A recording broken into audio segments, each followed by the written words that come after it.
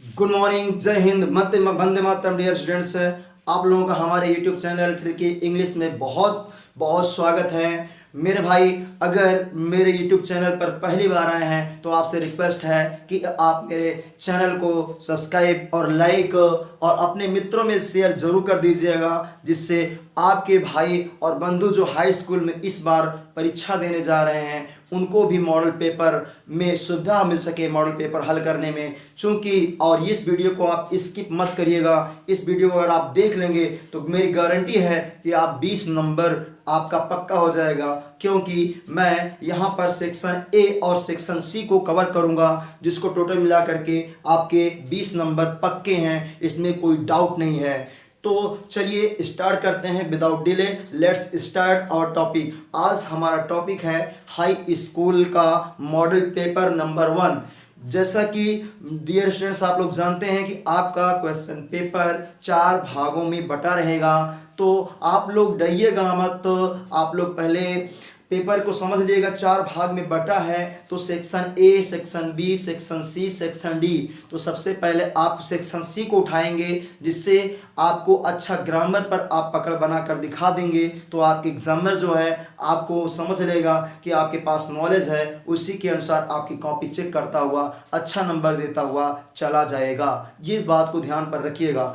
अगर आपको section C पर ग्रामर पर पकड़ नहीं है तो आप सेक्शन डी से स्टार्ट करिएगा, क्वेश्चन आंसर से स्टार्ट करिएगा लिखने के लिए। तो ये बेसिक इन्फॉर्मेशन है जो आप हाई स्कूल परीक्षा में जा रहे हैं बैठने के लिए, इसमें आप पहली बार परीक्षा दे रहे हैं, तो इसमें आपको थोड़ा डाउट हो सकता है। तो चलते हैं अपने टॉपिक की ओर। देखिए लिखा गया है high school model paper number 1 section C. अब यहाँ पर हम ये भी बताए हैं कि आपको क्वेश्चन आंसर कैसे लिखना है। जैसे यहाँ पर क्वेश्चन आंसर नंबर 4 का है तो 4 लिख देंगे। उसके बाद नीचे यहाँ पर आएंगे तो लिखा जाएगा ए, और ए में क्या है लिखा है, we must help dot dot poor लिखा है। तो इसमें 4 ऑप्शन दिया गया है, इसमें क्या भरेंगे, which option will be filled in this sentence, कौन सा ऑप्शन दिए गए वाक्य में भरा जाएगा। तो देखिए ए में दिया है ए, बी में दिया है द, सी में दिया है एंड, और डी में दिया है नन ऑफ दीज। इनमें से कुछ नहीं भरा जाएगा। तो डियर स्टूडेंट्स यहाँ पर द भरा जाएगा, बी भरा जाएगा। क्यों?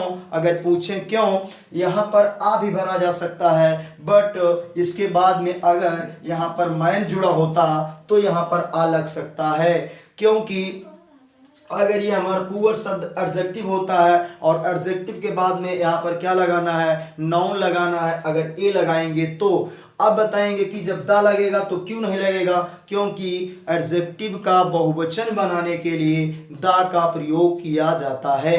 बातें समझ में आई हैं।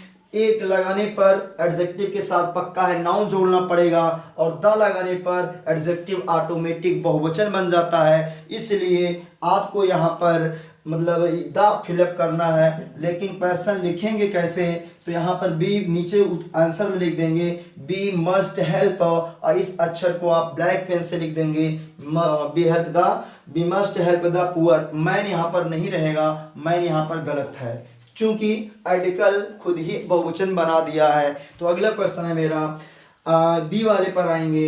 Identify the tense used in this sentence. मेरे भाई आप गौर करके देखिएगा, कह रहा है he gave me a book.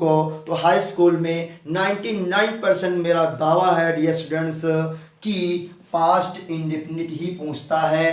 अक्सर नरेशन होगा, या जितनी भी पुस्तकें में जितना चैप्टर है अक्सर 90% पास्ट इंडेफिनिट ही यूज है, क्योंकि MB सेकंड यहाँ पर लगा हुआ है। तो आप आंसर कैसे लिखेंगे इसको भी मैं यहाँ पर बताऊंगा कि आंसर कैसे लिखा जाएगा। लिखें द टेंस, आंसर यहाँ पर लिखा गया है the tense used in this sentence. Sentence का नाम भी आपको लिखना है, he gave me a book, उसके बाद इज पास्ट इंडेफिनिट, इसको आप अंडरलाइन कर सकते हैं, यही आपका आंसर बनेगा। मेरे दोस्त अगर आए हैं तो आप देखिएगा अगला question, how many parts of speech are there in numbers. कह रहा है कि पार्ट्स ऑफ स्पीच माने जो हमारा शब्द भेद होता है, कोई भी जो लैंग्वेज होती है, जो भाषा होता है, वह दो चीज़ों से मिलकर बनता है मेरे साथियों। कौन कौन से दो चीज़ हैं? पहला अगर हम पढ़ते हैं यल बोले तो लैंग्वेज, और यहाँ पर दो पार्ट होता है, एक होता है लिटरेचर और एक होता है ग्रामर। तो यहाँ पर लैंग्वेज दो भाग से मिलकर बनता है। लिटरेचर में हम लोग बुक पढ़ते हैं और ग्रामर में हम लोग रूल्स पढ़ते हैं, और पूरे के पूरे जो रूल्स हैं डियर स्टूडेंट्स, वह 8 भागों में बांटा गया है अंग्रेजी में जितने। तो इसी 8 भाग को पार्ट्स ऑफ स्पीच कहते हैं। तो आंसर हमारा है बी वाला। लेकिन मेरे साथियों आपको लिखना क्या है मेरे भाइयों, कैसे लिखेंगे आप? The number of parts of speech is 8 को अंडरलाइन कर देंगे। ये क्वेश्चन भी आपका समाप्त हो गया है। आगे है, अब देखें डी पर क्वेश्चन हम लेंगे। डी वाला क्वेश्चन, डी वाले में देखें क्या कह रहा है? फाइंड आउट, इसमें क्वेश्चन में लिखा है find out the correctly spelled word. कह रहा है कि इस वाक्य में दिए गए निम्न शब्दों में से किस शब्द की स्पेलिंग सही है मेरे भाइयों, उसी को आपको फाइंड आउट करना है, उसी को आपको निकालना है। तो यहाँ पर रिसीव कई बार दिया है, तो स्पेलिंग आप देखें कंफ्यूज होते हैं छात्र, आई ई होगा कि ई आई होगा। तो जान ले, प्राप्त करते हैं तो आपको ई पहले लगाना है, क्योंकि कुछ भी चीज़ आप ले लेते हैं तब पैसा देते हैं। सपोज दैट आप मार्कर लिए हैं तो पहले आप दुकानदार से मार्कर ले लिए हैं तब आप पैसा देते हैं। तो पहले प्राप्त, रिसीव का मतलब होता है प्राप्त करना, तो पहले हम ले लेते हैं, इसका मतलब है कि पहले ई होगा तब आई होगा। तो यहाँ पर ये वर्ड हमारा हो गया है। लेकिन मेरे भाइयों इसको लिखा कैसे जाएगा? The correctly spelled word is receive, यहाँ पर आप अंडरलाइन कर देंगे। अगर ऐसा लिखेंगे तब आपको और छात्रों की तुलना में और अधिक अंक मिलेगा, क्योंकि अन्य छात्र करेंगे क्या कि क्वेश्चन आंसर नंबर यहाँ पर 4 डाल देंगे और डायरेक्ट यहाँ पर उत्तर लिख देंगे, रिसीव अकेले लिख देंगे, और यहाँ तक जो पूरा लिखा गया है ये नहीं लिखेंगे। इसका आंसर सिर्फ 8 लिख देंगे, या तो केवल बी अकेले मार देंगे क्वेश्चन पेपर में, आंसर शीट में। उसके बाद या तो बी वाले में जो सिर्फ पास्ट इंडेफिनिट लिख देंगे, अगर और इस स्टाइल से वो नहीं लिखेंगे। तो मेरी गारंटी है मेरे भाइयों कि अगर आप इस तरीका को अपनाते हैं तो 100% एग्जामिनर खुश होगा, और जब एग्जामिनर खुश होता है तो नंबर ऑटोमेटिक बढ़ेगा, क्योंकि जो एग्जामिनर जाता है कॉपी जांचने उसका एक टारगेट होता है कम से कम 100 कॉपी या 200 कॉपी जांचने का, और दिन भर में जब एक कॉपी पर जांचने पर से 10 रुपया मिलेगा। तो अगर आप ही के कॉपी में आधा घंटा का समय लग गया तो आपकी कॉपी के ऊपर जाएगा, गुस्सा जाएगा और नंबर ऑटोमेटिक काट देगा। इसलिए एकदम बढ़िया से बढ़िया उसको इम्प्रेस करिए। इंग्लिश में कहा गया है कि first impression is the last impression. तो पहला इम्प्रेशन आप जमाइए, उसके बाद फिर आगे बढ़िए। यहाँ पर हो गया, आगे चलते हैं अपने क्वेश्चन की तरफ। डी क्वेश्चन पर देखें, ई पर लिखा है the road of we must the, और यहाँ पर लिखा है ओबे भी लिखा है, लास्ट में ओबे है। तो यहाँ पर देखें, इसको कहते हैं रीऑर्डिंग मेरे साथियों, मेरे भाइयों। क्या कहा जाता है इसको? रीऑर्डिंग कहा जाता है। तो सबसे पहले ऐसे केसेस में डियर स्टूडेंट्स क्या किया जाएगा कि हम सबसे पहले सब्जेक्ट एसबी एमवी ऑब्जेक्ट में कितना शब्द है इस रूल का पालन करेंगे। तो सबसे पहले यहाँ पर देखें, आपको पकड़ना क्या है मेरे साथियों? सब्जेक्ट पकड़ना है मेरे भाइयों। सब्जेक्ट क्या है? वी है। तो वी के बाद आपको सहायक क्रिया देखना है। तो यहाँ पर मस्ट सहायक क्रिया तो नहीं है, हालांकि मेन वर्ब का काम कर रही है, तो मस्ट लगाना है, वी मस्ट। अब यहाँ पर एक सहायक क्रिया हो जाएगी, एक ओबे हो जाएगा, ओबे। तो यहाँ पर ओबे हो गया, सहायक क्रिया बन गई। अगर ओबे ना होता तो मस्ट हमारा मेन वर्ब हो जाता, इसलिए यहाँ पर एचबी होगी। अब ऑब्जेक्ट में जाएं, क्या पालन करना? ओबे का मतलब होता है पालन करना। क्या पालन करना है? रूल्स पालन करना है ऑफ द रोड। तो यहाँ पर क्या पालन करना है? द रूल्स, नियम को पालन करना है। उसके बाद आप लगा है, आपको जोड़ दें द रोड, इसका मतलब सड़क के नियमों का पालन हमें करना है। चलिए क्वेश्चन नंबर 5 पर चलते हैं। मैं जिस तरह से जिस स्टाइल में क्वेश्चन आंसर लिख रहा हूँ, अंडरलाइन कर रहा हूँ, ऐसे ही आपको एग्जाम में करना है। तो डियर स्टूडेंट्स, 5 का पहला है डायरेक्ट स्पीच आपको चेंज करना है इनडायरेक्ट में। तो आप लोगों ने पढ़ा होगा, यहाँ पर कह रहा है my friend said to me love is blind. मैं अंसाल हल करा रहा हूँ, आप मिला लीजिएगा, अंसाल पूरा में वही सेम टू सेम छपा है, देख लेंगे। तो इसमें क्या है, ये जो सेंस है ये हमारा नो चेंज होगा, because this is universal fact है, यह सेइंग है, कहावत है, क्योंकि इसके अंतर्गत अगर इतनी घटनाएं आती हैं चुप ऊषा, अगर इतनी घटनाएं आती हैं तो नहीं चेंज होता है। अगर आपको समय मिलेगा तो पूरा नरेशन मैं डिटेल से पढ़ाऊंगा। तो चुप ऊषा वाली घटनाएं अगर डायरेक्ट स्पीच में मतलब आरएस के अंदर आती हैं तो वो चेंज नहीं होती हैं। जैसे यहाँ पर देख लें, कंडीशनल सेंटेंस है, हाइपोथेटिकल सेंटेंस है, ऑक्यूपेशन है, पैरेलल इंक्रीजिंग है, उसके बाद यूनिवर्सल फैक्ट है, सेइंग है, इफ आर कुछ नथिंग है, कुछ नहीं है, इतनी चीज़ें आएंगी। इसका मतलब है ये चेंज नहीं होगा, बस केवल उतार देना है डायरेक्ट इनडायरेक्ट में। करेंगे क्या आप, बस सिर्फ माई फ्रेंड सेट को बदल देंगे टोल्ड में, उसके बाद में यहाँ कंजंक्शन लगा देंगे दैट। अब लव इज ब्लाइंड वाज मत करिएगा, ये यूनिवर्सल फैक्ट है, लव इज ब्लाइंड, ये हो गया है। अब 5 का हम लोग बी देखेंगे, 5 का बी क्या कह रहा है। देखिए क्वेश्चन नंबर बी में क्या है, राजन टीचेज अस साइंस इनटू पैसिव बनाना है इसको आपको। पैसिव वॉइस में क्या होता है मेरे साथियों, क्या कि आपको ऑब्जेक्ट के डियर स्टूडेंट्स ऑब्जेक्ट पहले आना पड़ता है, और एक्टिव वॉइस में क्या होता है आपको सब्जेक्ट को पीछे भेजना पड़ेगा। एक्टिव वॉइस में सब्जेक्ट पहले रहता है और पैसिव वॉइस में ऑब्जेक्ट पहले रहता है। ऑब्जेक्ट क्या है, साइंस है, और यहाँ पर दो ऑब्जेक्ट है मेरे भाइयों। दोनों ऑब्जेक्ट क्या है कि अस लगा हुआ है, अस, और ये है साइंस। तो मैं आपको यहाँ पर एक पॉइंट और क्लियर कर देना चाहता हूँ कि ये जो अस होता है, जो सजीव ऑब्जेक्ट होता है, उससे पैसिव वॉइस बना हुआ कंपटीशन में मान्य होता है, और जो निर्जीव होता है उससे पैसिव बनाया गया कंपटीशन में मान्य नहीं होता है। हालांकि यहाँ पर भी हाई स्कूल में है, किसी से भी बना दें, साइंस से बना दें चाहे बी से बना दें, तो मैं साइंस से बना रहा हूँ, तो यहाँ पर आ जाएगा साइंस इज, क्योंकि प्रेजेंट इंडेफिनिट का पैसिव वॉइस बनाते समय प्रेजेंट कंटीन्यूअस टेंस में बदल देते हैं। तो इज अब क्या हो जाएगा, टीचर्स का हो जाएगा टाट, साइंस इज थर्ड फॉर्म लेता है, साइंस इज टाट, उसके बाद अस लगा हुआ है, उसके बाद बाई लग जाएगा, रूल आपको दिखाएंगे, राजन बाई राजन। तो यहाँ पर रूल आप अगर चाहें तो रूल हम यहाँ पर लिख दे रहा हूँ। आप क्या करेंगे, सबसे पहले ऑब्जेक्ट लगाएंगे, उसके बाद इज एम आर, उसके बाद आप लगा देंगे नॉट, उसके बाद एम बी थर्ड लगा देंगे, इसके बाद क्या है ऑब्जेक्ट दूसरा वाला लगाएंगे डी वाला, फिर उसके बाद यहाँ पर बाई, उसके बाद सब्जेक्ट, उसके बाद आप लगा देंगे अदर। ये आपका रूल हो गया।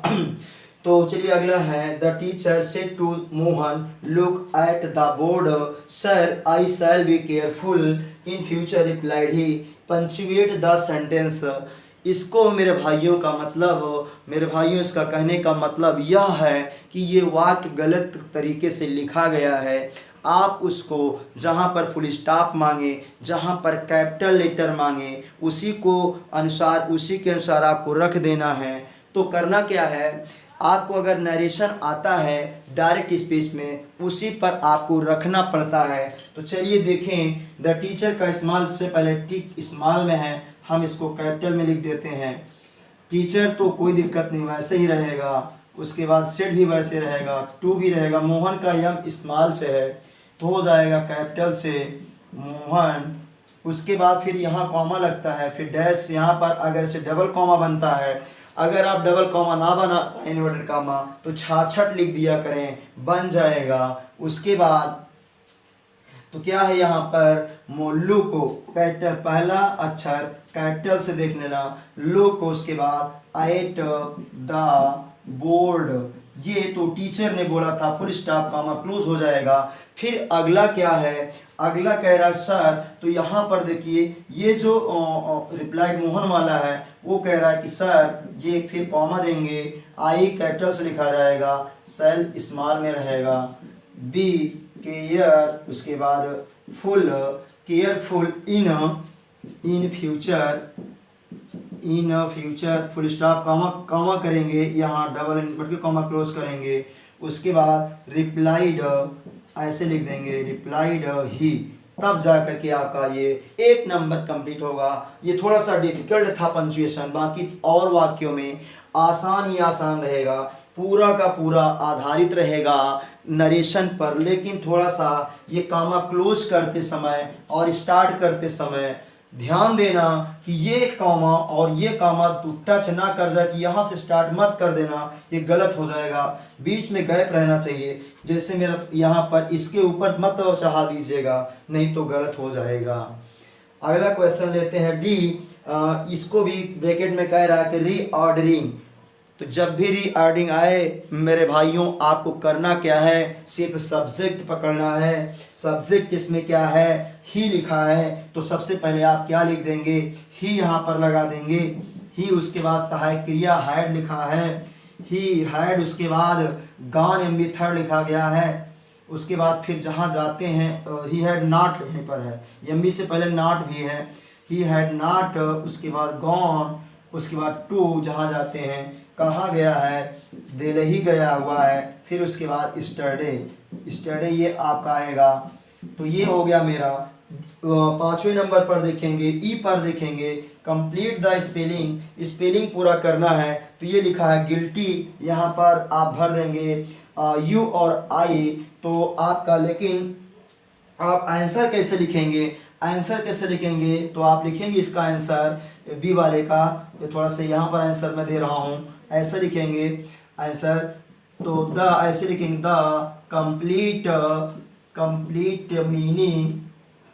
कंप्लीट मीनिंग इज, इसके बाद ऐसा कर देंगे जी, उसके बाद डॉट डॉट, फिर एल टी वाई, उसके बाद यहाँ ब्लैक पेन से यू और आई भर देंगे।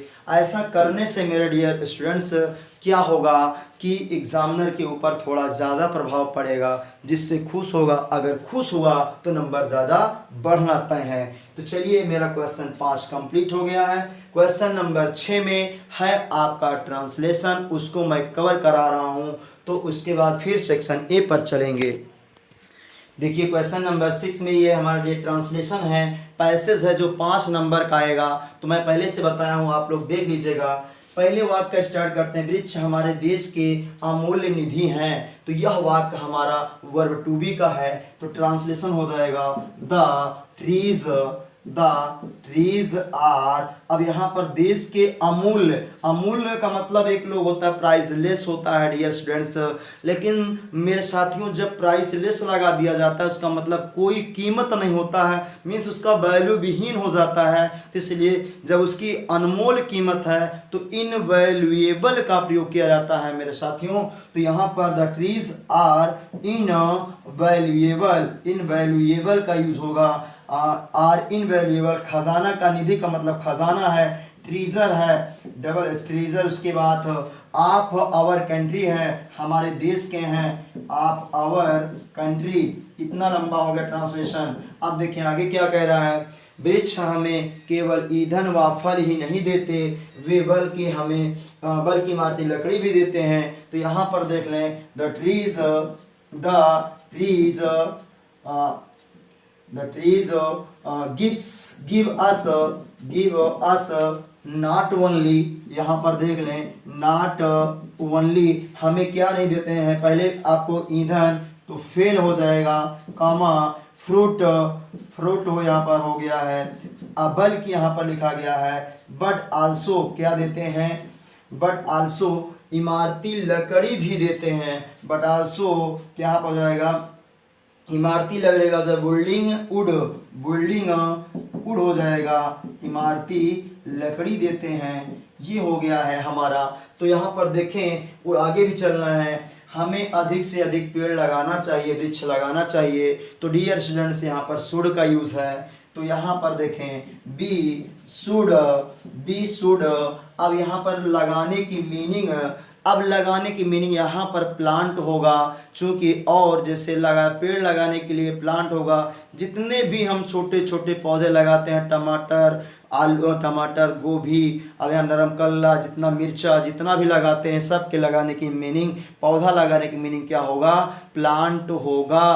तो यहाँ पर should plant, we should plant. अब यहाँ ज़्यादा से ज़्यादा, more and more, more and more, more and more, उसके बाद फिर लगाना है पौधा, तो प्लांट्स हो जाएगा।